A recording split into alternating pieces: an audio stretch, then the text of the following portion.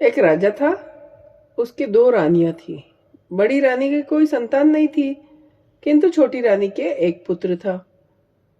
राजा छोटी रानी और उसके पुत्र को बहुत प्यार करते थे। यह देख बड़ी रानी को ईर्ष्या होती थी और इसी कारण वह राजकुमार के प्राणों की प्यासी हो गई। एक दिन राजकुमार खेलता हुआ अपनी बड़ी माँ के चौक में चला गया। उसने उसके गले में एक काला सांप डाल दिया।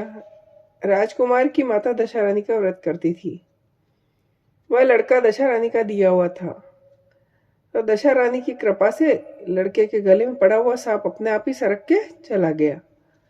दूसरे दिन राजकुमार की बड़ी माँ ने विष के लड्डू खाने को दिए।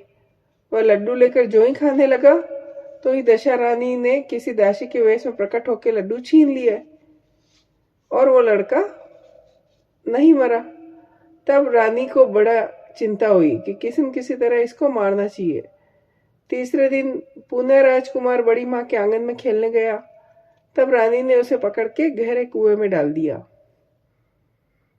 यह कुआं उसके आंगन में था, इस कारण किसी को कुछ भी पता नहीं चला कि राजकुमार कहाँ है। उत्तम जलाशय, शुद्ध स्वच्छ मकान, ऐसी ही दिव्य वस्तुओं में सदैव दशामाता का वास रहता है। बड़ी माँ ने राजकुमार को कुएं में डाला। दशा माता ने उसे बीच में ही रोक लिया। जब दोपहर का समय हुआ, कुंवर कहीं नहीं दिखाई दिया। तब राजा रानी को चिंता हुई। जहां तक लोग उसको तलाश करने लगे, इधर दशा रानी को इस बात की चिंता हुई कि राजकुमार के माता पिता उसके लिए व्याकुल हो रहे, उसको उनके पास पहुंचाना चाहिए। राजकुमार को तलाश करने वाले लोग हताश होकर बैठे। राजा रानी पुत्र शोक में रोने लगे। तब दशा माता एक भिखारिन के वेश में कुंवर को गले से लगाए हुए राजद्वार पर आ पहुंची। राजकुमार के एक वस्त्र में छिपाए हुए भिखारिन ने भिक्षा के लिए सवाल किया। तब सिपाहियों ने धुतकार कर कहा, यहाँ तो राजा का कुमार खो गया और सभी लोग चिंता में हैं, ऐसे में तुझे भिक्षा की पड़ी है, चल हट यहाँ से। तब दशा माता बोली, भाइयों, पुण्य का प्रभाव बड़ा होता है, मुझे भिक्षा मिल जाए तो संभव है कि राजकुमार भी मिल जाए। यह कहकर वह देरी के भीतर पैर रखने लगी। तब सिपाहियों ने उसे आगे बढ़ने से रोका। उसी समय दशा माता ने एक वस्त्र में से बालक का एक पैर उगाड़ दिया। सिपाहियों ने समझा कि अभी कुंवर इसके हाथ में है, इसे जाने दो, कुंवर को भीतर छोड़ के आने दो, उधर से बाहर आने लगेगी तब पकड़ लेंगे। दशा माता कुंवर को लिए भीतर चली गई। उसने राजकुमार को चौक में छोड़ दिया और वहां से वापस होकर चल दी। परंतु रानी ने उसे देख लिया। उसने डांट कर कहा, खड़ी रह, तू कौन है? तूने 3 दिन से मेरे लड़के को छिपा कर रख छोड़ा, तूने ऐसा क्यों किया?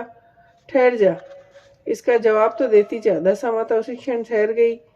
उसने कहा, रानी, मैं तुम्हारे पुत्र को चुराने छिपाने वाली नहीं हूं, मैं तो तेरी आराध्या देवी दशा माता हूं, तुझे सचेत करने आई हूं। तेरी सोच तुझसे ईर्ष्या रखती है और वही तेरे पुत्र को घात करने की चिंता में रहती है। तुझको उचित लगे तो अपने पुत्र को उसके पास मत जाने देना।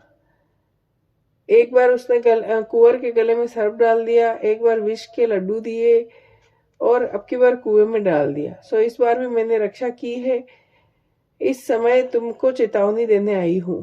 तब रानी भगवती के पैरों पर गिर पड़ी, उनसे विनती भाव से प्रार्थना की कि जैसे कृपा करके आपने साक्षात दर्शन दिए वैसे ही अब इस महल में सदैव रहिए। मुझसे जो सेवा पूजा बनेगी करूंगी। तब दशा माता ने कहा, मैं किसी के घर में नहीं रहती, जो श्रद्धा पूर्वक मेरा स्मरण करता है उनके हृदय में रहती हूँ। मैंने तुझे साक्षात दर्शन दिए हैं, इसके उपलक्ष्य में तुम सुहागिनों को नौत कर उनका यथाविधि आदर सत्कार से भोजन कराओ और अपने नगर में राज्य में ढिंडोरा पिटवा दो कि सभी लोग मेरा डोरा लिया करें और व्रत करें। यह कह के दशा माता अंतर्ध्यान हो गई। रानी ने शहर की सौभाग्यवती स्त्रियों को निमंत्रण देकर बुलाया। उपटन से लेकर शीरोभूषण तक श्रृंगार और उनकी यथाविधि सेवा करके गहने आदि देकर आंचल भरे और भोजन कराकर विदा किया। शहर और राज्य में ढिंडोरा पिटवा दिया। सब लोग दशा माता के डोरे लिया करो। जय हो।